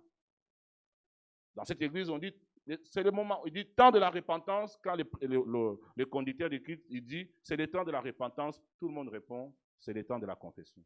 C'est incroyable dans cette église. Moi, quand j'ai vu ça, j'ai dit, je l'ai fait ici en France, le dimanche prochain, personne ne viendra. Et dans cette église, les gens se tiennent debout. Tout le monde a les yeux fermés. Je confesse mon péché, j'ai couché hier avec la femme de mon voisin, Seigneur, pardonne-moi. Moi, c'était ma première fois d'entrer dans cette église. J'ai regardé, j'ai dit, mon Dieu, la femme de... Oh, l'autre se met debout. Il dit, je demande pardon au Seigneur parce que j'ai passé une nuit blanche à regarder la pornographie. Et chacun confessait les péchés. Moi, j'étais assis là, j'ai dit, en tout cas, moi, je ne suis pas de votre église quand même. Moi, je les confesse déjà devant le Seigneur, c'est bon. Mais pour eux, j'ai posé la question au responsable. J'ai dit, pourquoi vous faites ça? Il dit, pasteur, dans notre église, les gens commettent les péchés. On ne sait plus comment faire. Alors, le Saint-Esprit nous a révélé. Il a dit, commencez maintenant à le confesser publiquement. Et les gens seront, et ça marche. Bon, bon, je ne vous demande pas de le faire. Hein? Non. Je ne vous demande pas de le faire au nom de Jésus-Christ. Non. Je ne vous demande pas de le faire. Confessez dans vos maisons, dans les secrets. Le Seigneur qui voit dans les secrets, il nous pardonnera au nom de Jésus-Christ. Ah, là, les amens, ils ont... Bon, c'est pas grave. Laissez-moi clôturer par là, laissez-moi. Regardez, il dit, celui donc qui veut être ami du monde sera un ennemi de Dieu. Parce que tu ne peux pas être ami du monde et être aussi ami de Dieu. Ce n'est pas possible. C'est ça, la Bible dit, j'ai mis devant vous des chemins, la vie et la mort. Mais je vous conseille de choisir la vie. Tu ne peux pas être ami du monde et être aussi ami de Dieu. Ce n'est pas possible. Si tu es ami du monde, automatiquement tu deviens ennemi de Dieu. C'est ça, tu vois, le Seigneur dit, celui donc qui veut être ami du monde sera ennemi de Dieu. En tout cas, que Dieu me préserve, je ne serai jamais ennemi de Dieu au nom de Jésus-Christ. Le Seigneur a besoin de toi ce matin, que tu dois comprendre que tu es dans le plan de Dieu. Mais tu ne peux pas vivre les plans de Dieu si tu ne comprends pas ces principes élémentaires. Nous voulons que les plans de Dieu s'accomplissent dans notre vie. Comme j'ai dit ce matin, Dieu c'est un architecte. Il a déjà tracé tout par rapport à nos vies.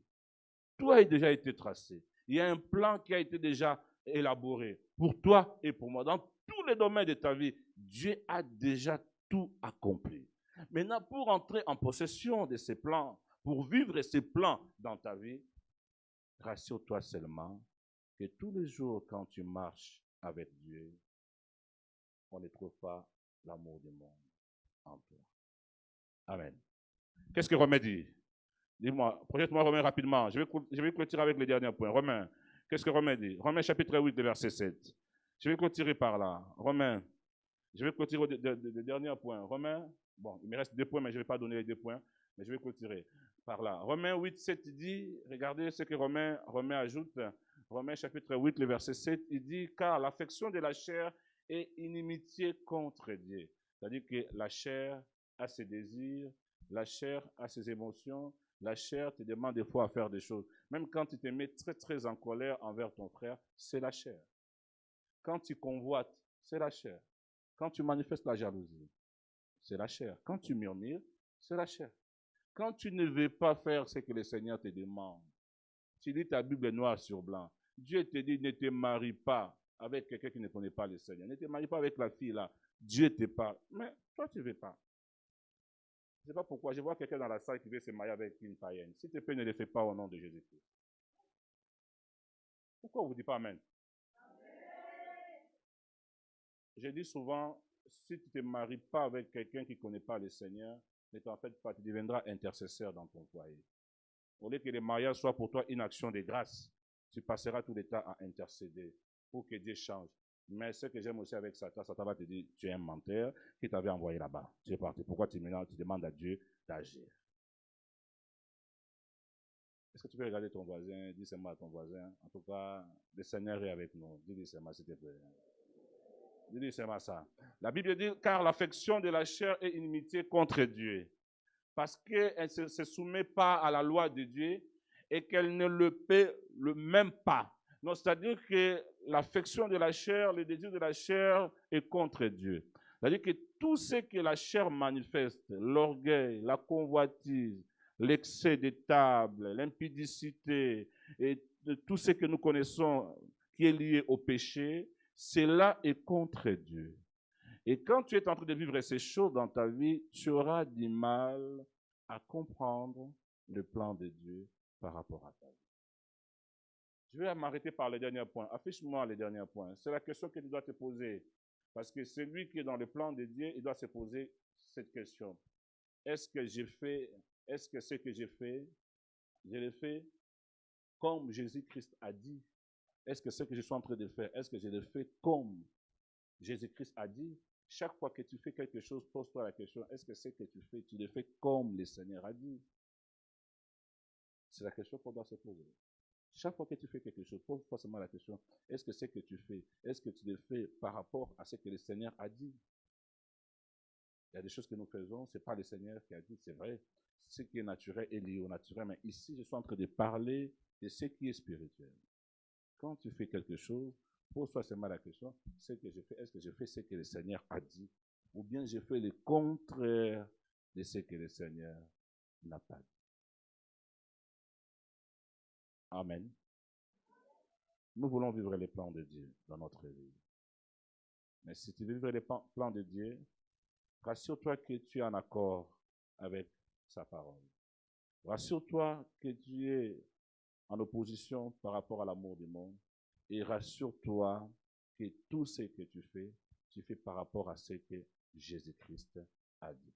Voilà le message que j'aimerais partager avec toi ce matin. Par contre, les vendredis, on va essayer d'entrer un peu en profondeur pour essayer de comprendre les plans de Dieu par rapport à ma relation personnelle avec Christ. Que Dieu nous bénisse ce matin. Que Dieu nous bénisse ce matin. Est-ce que nous pouvons prier pour rendre grâce à Dieu de ce que nous avons écouté? Si tu peux prier pendant quelques minutes seulement pour rendre grâce à Dieu de ce que nous avons écouté, je vais demander à la chorale de monter. Est-ce qu'on peut rendre grâce à Dieu seulement de ce que nous avons écouté? Si tu peux dire seulement merci au Seigneur de ce que tu as écouté, en disant Seigneur, merci pour ta parole. Merci Seigneur parce que tu nous as parlé. Élevons nos voix, prions le Seigneur ensemble. Alléluia. Est-ce qu'on peut rendre grâce à Dieu ce matin?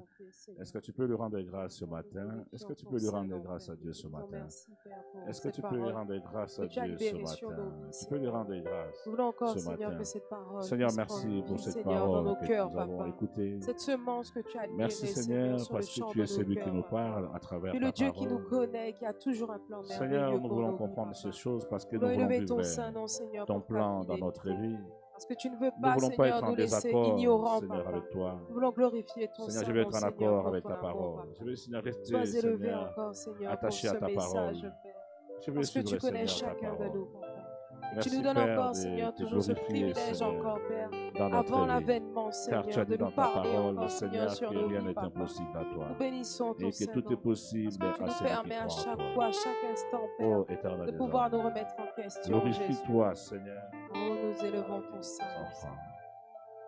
Au nom de Merci, Jésus-Christ. Jésus. Amen. Ok. Rapidement, avant de clôturer notre culte, tu vas prendre ton offrande. On va donner au Seigneur ce qu'on avait apporté avant de clôturer notre culte ce matin. Tu vas prendre ton offrande. Mais avant de donner ton offrande, on va lire juste un petit verset dans Malachie, chapitre 3. Est-ce qu'on peut se tenir debout si ça ne vous dérange pas? Je vous invite à vous tenir debout. On va donner au Seigneur avec joie. On va juste lire dans Malachie, chapitre 3. Malachie, chapitre 3, le verset 7. La Bible dit, depuis les temps de vos pères, vous vous êtes écartés de mes ordonnances, et vous ne l'avez point observé. Revenez en moi et je reviendrai en vous, dit l'Éternel des armées. Et vous dites, en quoi devons-nous revenir? Un homme trompe-t-il Dieu, car vous me trompez. Et vous dites, en quoi t'avons-nous trompé? Dans les dîmes et les offrandes. Tu prends ton offrande que tu as apportée au Seigneur ce matin. Ceux qui veulent donner avec la carte bleue, il y a l'appareil TP derrière avec Esther. Ceux qui veulent donner au Seigneur avec leur carte. Ceux qui veulent donner au Seigneur avec leurs espèces, il y a les paniers qui vont circuler. Prends seulement ton offrande, ou bien si tu vas donner avec la carte, on va prier. Prends seulement ton offrande, on va prier. Ou bien tu prends ta carte. Seigneur, nous voulons te dire merci. Nous voulons te rendre grâce, Papa, parce que tu es celui qui connaît toutes choses. Seigneur, tu connais la vie de chacun de nous. Nous te prions, Seigneur, de bénir ces offrandes, de bénir quiconque qui donnera, Seigneur, pour l'avancement de ton royaume. Pense aussi à ceux qui manquent. Au nom de Jésus-Christ. Amen.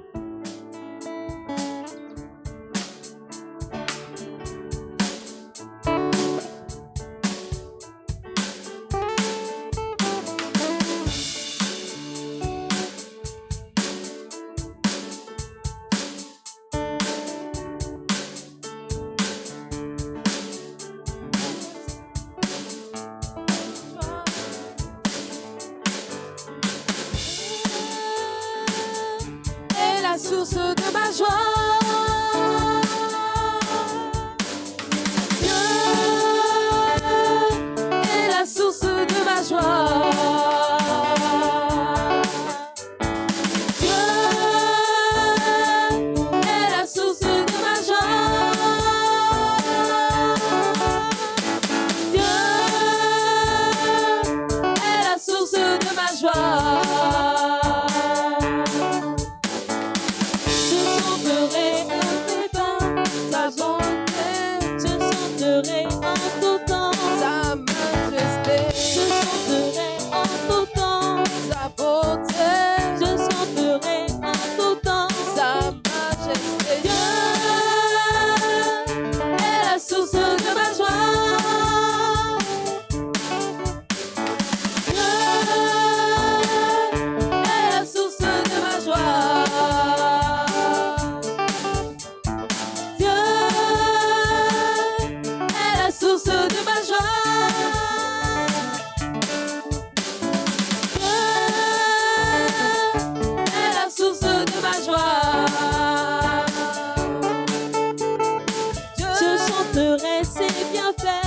Jamais, je ne on sait sa paix, à tout jamais. Je chanterai ses bienfaits, à jamais.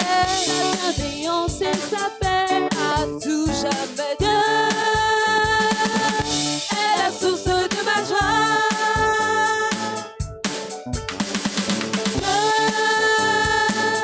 est la source de ma joie.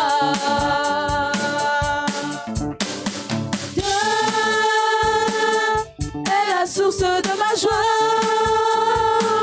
il est notre source. Dieu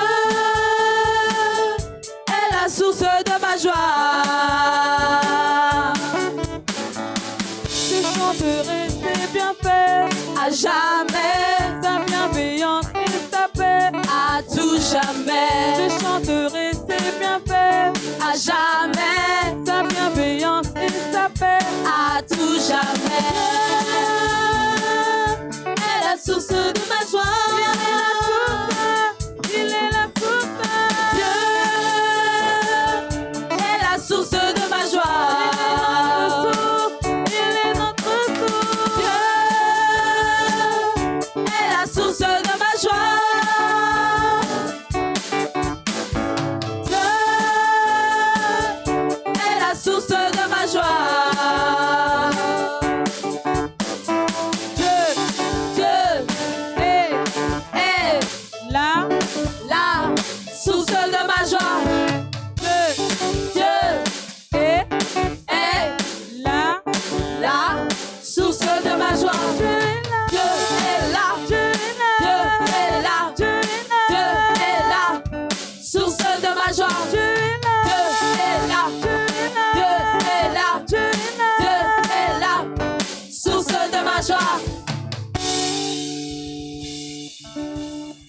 Amen. Est-ce que tu peux acclamer? Est-ce qu'on peut acclamer très fort pour la gloire du Seigneur? Amen. En même temps, nos frères et sœurs sont en train de donner au Seigneur et nous allons rapidement clôturer notre culte en faisant les annonces. Nous rendons d'abord grâce au Seigneur pour notre nuit de prière du vendredi. Qui a assisté à la nuit de prière du vendredi?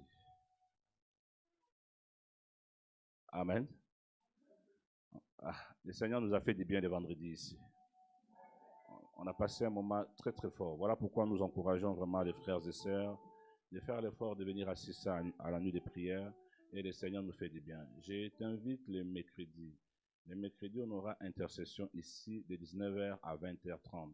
Si tu es malade, si tu as quelqu'un qui est malade, si tu es dérangé par quelque chose qui n'a rien à voir avec la maladie, le mercredi, viens intercéder avec nous ici à partir de 19h. Nous sommes là. Et nous allons prier pour les personnes qui ont besoin vraiment de la prière. Et je suis convaincu, Dieu va nous faire du bien. Amen. Alors, j'aimerais rappeler à toutes les cellules, tous les groupes de maisons, nous allons nous retrouver ici à l'église mardi le 7 septembre. Tous les groupes de maisons. C'est-à-dire que ce sera notre première réunion où nous allons prendre vraiment le temps de parler et nous allons prendre le temps de prier et nous allons prendre le temps d'expliquer comment nous allons fonctionner avec tous les groupes de maisons. Partout là où on se retrouve, tous les groupes de maisons, je répète, mardi le 7 septembre, nous sommes ici dans l'église avec tous les groupes, La Roseraie, Belle-Beille, Brissac, partout, on va se retrouver ici à l'église pour prendre le temps de prier, essayer de comprendre les objectifs, comment nous allons fonctionner ces mois de septembre. Et je rappelle aussi à toutes les personnes qui travaillent à l'église, en principe, on devait commencer la retraite à midi. Mais il y a des personnes qui sont venues me voir pour me dire qu'ils vont travailler le samedi, ils vont finir le travail un peu tard. Alors, la réunion, je les décale. Au lieu de commencer à midi, on va commencer de 15h à 17h. Ça sera pendant 2 heures de temps seulement, de 15h à 17h. Il y a des gens qui m'ont dit qu'ils vont finir à 13h de travail. Alors la présence de tout le monde est très très importante. Que tu travailles dans les multimédias, dans l'accueil, dans le ménage, dans l'intercession, dans la chorale, toute personne qui travaille, ta présence est très très importante pour cette réunion parce que le Seigneur nous a donné des directives, il nous a expliqué comment nous devons faire les choses jusqu'au mois de décembre. Amen. Alors, avant de clôturer, j'aimerais rappeler à tous les jeunes qui sont là. Est-ce qu'il y a des jeunes dans cette salle? Ok, je demande à tous les jeunes de rester. On va manger ensemble à midi. Que tous les jeunes restent, on va manger ensemble. Bon, quelqu'un m'avait posé la question, mais ça s'arrête à quel âge? J'ai posé aussi la question à la personne, et être orphelin, ça s'arrête aussi à quel âge? Parce que je connaissais un tonton, il avait 70 ans. Dès que tu lui fais quelque chose, il s'est mis à pleurer, il dit, vous me faites du mal parce que je suis orphelin. J'ai dit, ah tonton, tu as 70 ans, jusqu'à aujourd'hui tu pleures. Tu es toujours orphelin. Bon, c'est vrai, il n'y a pas d'âge. Mais j'aimerais dire aux jeunes de rester avec nous. Nous allons prendre le temps de discuter et de parler ensemble. Amen. Je vous invite, si vous êtes là pour la première fois, juste de balancer votre main. S'il y a des personnes qui nous ont visités ce matin, si vous êtes là pour la première fois, est-ce que vous pouvez juste balancer vos mains? On va vous voir. Si vous êtes là pour la première fois. Ah, ça. Est-ce que vous pouvez vous tenir debout? Levez-vous, s'il vous plaît. Est-ce que vous pouvez vous lever? Levez-vous, s'il vous plaît. Levez-vous, s'il vous plaît. Ça ne vous dérange pas? Levez-vous, s'il vous plaît. Levez-vous. Si vous êtes là pour la première fois, levez-vous. Est-ce qu'on peut acclamer très fort pour la gloire du Seigneur? Est-ce qu'on peut acclamer très fort pour la gloire du Seigneur? Est-ce qu'on peut acclamer très fort pour la gloire du Seigneur?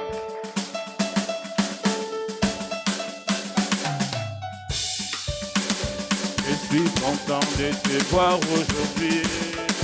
Non, restez debout, restez debout, restez debout. De te voir aujourd'hui. Restez debout. Mon frère, que Dieu te bénisse. Je suis content de te voir aujourd'hui. Oh, je suis content. Je suis content de te voir aujourd'hui. Je suis content. Je suis content de te voir aujourd'hui. Ma sœur, que Dieu te bénisse. Je suis content de te voir aujourd'hui.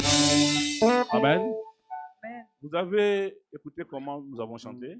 Nous sommes contents de vous voir aujourd'hui. Si ça ne vous dérange pas de donner les noms et la personne qui vous a invité, si ça ne vous dérange pas. Alors, moi, c'est Léandra qui m'a invité aujourd'hui. Et je m'appelle Joshua. Vous appelez comment? Joshua. Joshua. Ah, c'est Léandra qui vous a invité? Oui. Est-ce que vous êtes content d'accueillir notre frère? Que Dieu vous bénisse. Merci beaucoup d'être venu. Je vais vous asseoir. Asseyez-vous. Merci beaucoup. C'est Apolline qui m'a invité, je m'appelle Amélie. Pardon, qui vous a invité? C'est Apolline qui m'a invité, je m'appelle Amélie. D'accord. Comment on vous appelle? Votre Amélie. prénom? Amélie? Ok. Moi, je m'appelle Ikma et c'est Apolline qui m'a invité aussi. Ah, c'est Apolline qui t'a invité. Ah, ça. Merci beaucoup, Apolline. Que Dieu te bénisse. Hein.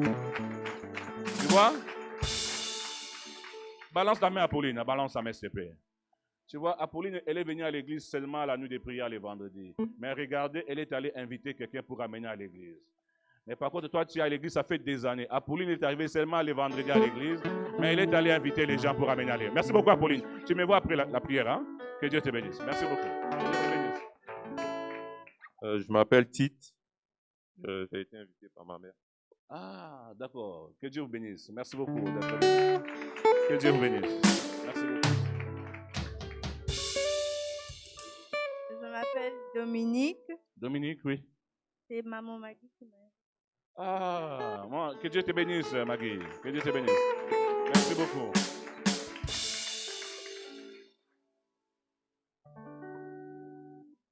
Je m'appelle Marie-Josée. Oui. C'est Blandine qui m'a invitée. Qui vous a invité? Blandine. Ah, que Dieu vous bénisse. Moi, Blandine, merci beaucoup. Que Dieu te bénisse. Merci beaucoup. Je m'appelle Gertrude, c'est Blandine qui m'a invitée. Ah, ça. Ah, en tout cas, Maman Blandine, que Dieu te bénisse.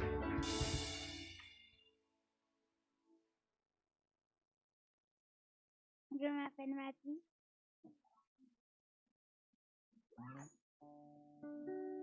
Ah, que Dieu te bénisse. Merci beaucoup. Asseyez-vous. Nous sommes arrivés à la fin. Hé, Stéphane, vous avez oublié quelqu'un. Bonjour, je m'appelle Émilie et j'ai été invitée par Matati. Vous appelez Amélie? Émilie. Vous avez été invité par? Matati Jeannet. Ah, d'accord. Que Dieu vous bénisse. Merci beaucoup d'être béni. Merci beaucoup. C'est la deuxième fois que je viens. J'ai été invité par Patrice Martin, la première fois. Ah, que Dieu vous bénisse. Merci beaucoup d'être venu. Merci beaucoup. Merci beaucoup. Alors, nous demandons aux frères et sœurs si vous pouvez rester après les cultes. Pendant quelques minutes, il y a des personnes qui vont vous approcher pour essayer un peu de discuter avec vous, vous dire ce que nous sommes, qu'est-ce que nous faisons ici. Amen. Nous sommes arrivés à la fin de notre culte. Je vous invite à vous tenir debout, nous allons clôturer.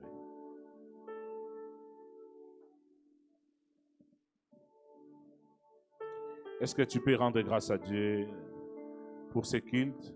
Est-ce que tu peux recommander ta semaine entre les mains du Seigneur? Est-ce que tu peux recommander tout ce que tu feras entre les mains du Seigneur? Recommande l'intercession qu'on aura le mercredi.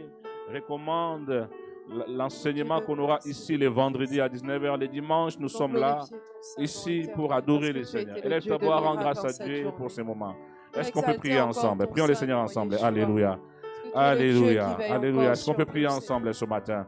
Est-ce que tu peux lever ta voix ce matin et rendre grâce à Dieu ce matin? Oh, rends grâce à Dieu ce matin. Rends grâce à Dieu ce matin. Est-ce que tu peux rendre grâce à Dieu ce matin? Alléluia.